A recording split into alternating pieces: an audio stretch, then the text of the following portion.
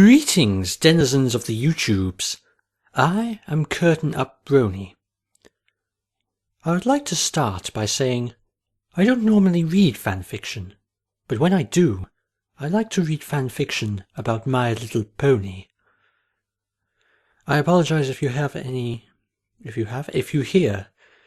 any background noise. It is raining quite hard outside.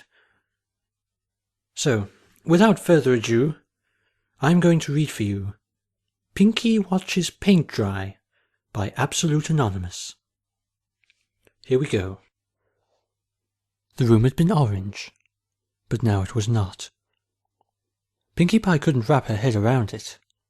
How very, very easy it was to change the identity of a thing simply by changing its colour, whether it was willing to be changed or not. What had once been the orange room was soon to be the pink room. It was simply a matter of waiting for the paint to dry. And once it did, there would be no going back. Together, they had reached the point of no return, and once they crossed that threshold, nothing would ever be the same. There was nothing the wolves could do about it either. They had no say in the matter, and she had been the one to do it to them. She had been the one to steal the room's very identity. After all, once upon a time, her loft at Sugarcube Corner had been painted orange. It had been the orange room. Now, it was not. Soon, it was going to be pink. And then it would be the pink room. And all her memories of the orange room would fade into obscurity with time. What had once been defined by its uniqueness was being assimilated, falling into place along with everything else. After all, everything she owned was pink, and soon her bedroom would be no different. What did that say about the fleetingness of an individual, when something as simple as a can of paint could change the very nature of a thing? When the mere colour could change what a thing was at its very core? For a room that was no longer orange could no longer be called the orange room. The room would become something else entirely. Even if she painted over it once the pink had dried, in order to try and recapture the orange she was quickly finding herself missing, it would never again be simply the orange room. Instead, it would forever be known as the room that had once been orange, and then was pink, and now was orange again. And Pinkie Pie didn't know if she'd remember a name that long. Even the acronym TRTHOBOATWPANWOA was too long for her liking, and she doubted whether even her sharp mind would be able to keep track of that many letters. She stood in the middle of the room, her coat and mane covered in flecks of the stuff. Lying off to the side, abandoned and forgotten, there lay 2 now empty cans of paint, and a pair of brushes still coated in fresh paint. Her furniture had been covered in protective tarps before they had begun their task, but there had been nothing in place to protect those poor walls. Perhaps, Pinkie mused, because painting the walls had been the entire point of the exercise in the first place, rendering such tarps unnecessary and unhelpful. Pinkie took a step forward, hoof outstretched, and placed it gently against the closest wall. The paint was still damp, having not yet dried enough for it to be permanent. That meant that the orange room was in limbo. No longer orange, true, but not entirely pink either. That could still be changed, and that meant that the choice was hers. Did she let fate run its course? Was it more merciful to end this transformation now, removing the paint while it was still wet and hopefully easier to do so? Or would it be kinder to see the process through uninterrupted, and allow her precious bedroom to become that what it would inevitably become? Pink, like everything else she possessed. Was it too late? Had the damage already been done? Was such a change irrevocable, seeping into the very nature of the walls themselves? Perhaps the walls no longer viewed themselves as orange walls. Perhaps they had grudgingly accepted their destiny as pink walls, and would resent her for altering them any further if she chose to do so. Pinkie Pie wanted to make amends, but she didn't know how. She didn't know how to make it up to the poor walls. After all, she had already changed them too much. Had already stripped them of their identities. If she went any further, what would become of them? If paint had such power, then what could it do to her? Wide-eyed, Pinkie examined her hoof. Bright pink, like the rest of her. But now it was streaked with pink paint as well. If paint could change the very essence of a thing, what would it have done to her if the paint had been green or blue or burnt sienna instead of pink? It had been a fortunate coincidence that she happened to be her own favourite colour, one she would be forever grateful for. But if it hadn't been the case, she couldn't even begin to imagine what it would have meant. If the paint she'd chosen had been any other colour, then accidentally becoming covered in it would have changed her, just as the four walls surrounding her had been changed. She wouldn't have been a Pinkie Pie covered in pink paint polka dotties, the way she was now. She would have been a blue polka-dotted almost Pinkie, but not quite. She wouldn't have been a proper Pinkie at all, if she'd been stained in blue. And if she wasn't necessarily a Pinkie, if that wasn't a static thing, and if it was so easy to change or disguise, then who was she? If she wasn't a full-blooded Pinkie Pie, then she didn't know who she was at all. She certainly couldn't be a bluey or a greeny or a burnt sienna-y. She had been a Pinkie all her life, after all, and she was exceptionally good at it. Being a Pinkie Pie was all she had ever known, all she could trust herself with, all she wanted. She couldn't bear the thought of some kind of forced change claiming her identity. But wasn't that what she herself had done to the Orange Room? She had taken it upon herself to change it, potentially against its will, for the better. She had believed it at the time.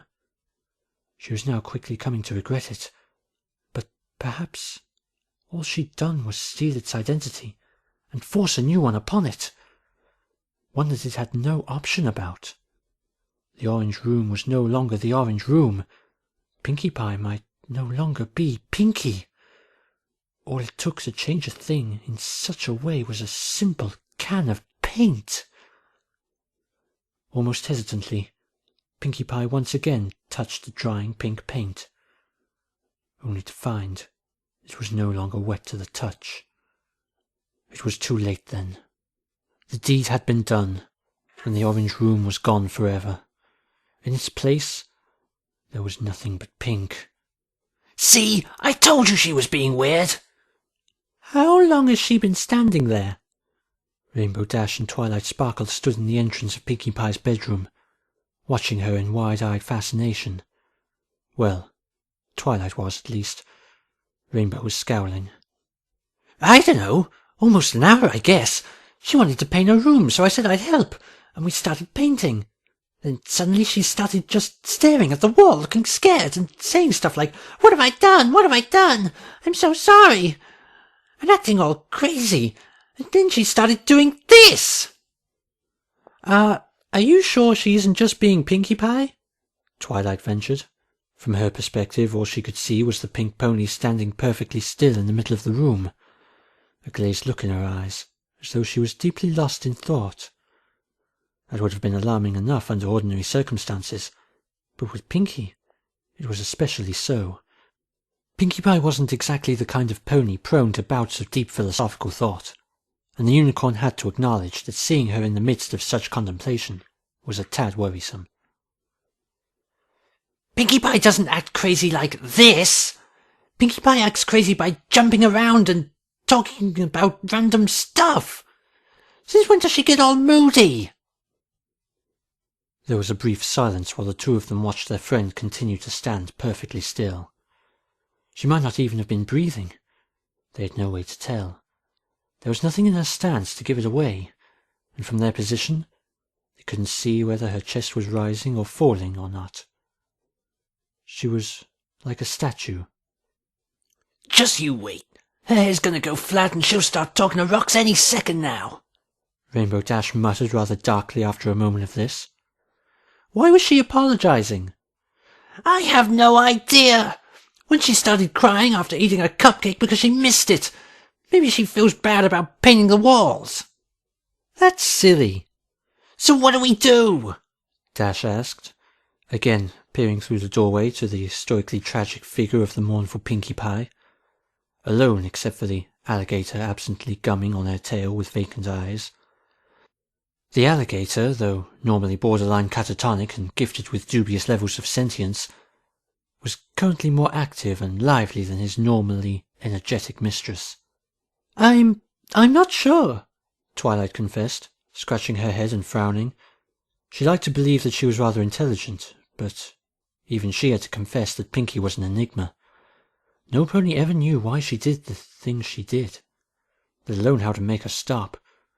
If Pinkie Pie had decided to stop being a whirlwind of pure energy and instead fall into some strange state of melancholy, who was she to judge? It looks like she's having some kind of overly introspective internal monologue, but I can't really tell. "What? What kind of egghead are you? Aren't you supposed to be good at fixing this kind of thing?" Twilight shrugged helplessly, and Rainbow Dash rolled her eyes before stomping away. She could have easily flown down the stairs, but she seemed determined to make as much noise as possible in order to emphasize just how fed up she was, and so stormed down the steps, shaking the entire house. For a minute or two, Twilight remained at the door, watching her friend somewhat curiously. She was yet to solve the puzzle of Pinkie's existence, and this was just another mystery regarding her strange friend. But, like all intellectuals, she knew how to pick her battles. Pinkie Pie was a case she may never solve, and there would be no point in straining herself to try.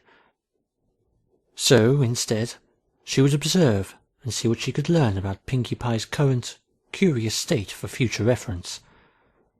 She wasn't entirely clear on why Rainbow Dash had come to her for help, but the egghead comment made her suspect that the Pegasus had thought she'd know a spell to snap Pinkie out of this unprecedented lucidity or something. But the stupor the pink pony was in was almost hypnotic. Seeing the normally spastic Baker so subdued for once had a strangely relaxing effect, and Twilight almost didn't want it to end. Truth be told, it was peaceful. She was a murderer.